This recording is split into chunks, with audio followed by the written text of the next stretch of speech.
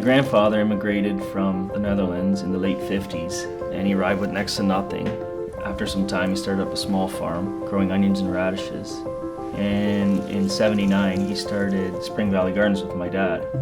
Dad, of course, had the experience and he had the finances and the means available to start. They bought 8 acres of property on 5th Street in St. Catharines. They started with about 1 acre, set up some greenhouses, and started growing potted chrysanthemums. And a few short years later, my two brothers, Jake and Ron, joined in. Every day after school, we would come into the greenhouse and help out wherever we could. As kids growing up, this was our life.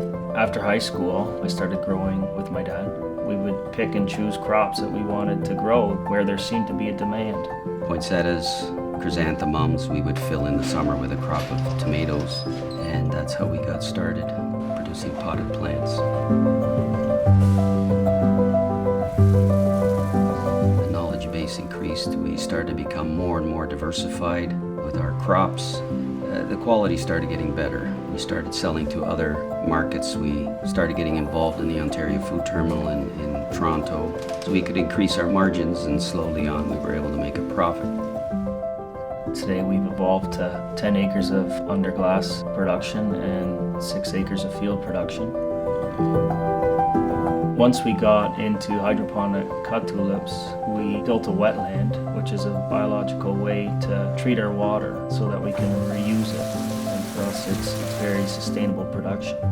We try to incorporate new technologies and efficiencies at every turn. We incorporated growing with flood floors. Plants are all put onto the floors, and then they get capillary watered with an ebb and flow system, and then that water is all recirculated and reused. So there's an efficiency in reducing fertilizer use and water use, and also the logistics for packing and shipping. It's always evolving. We grow a lot of hanging baskets and different various spring annuals, from gallons to packs to vegetables, herbs, along with poinsettias.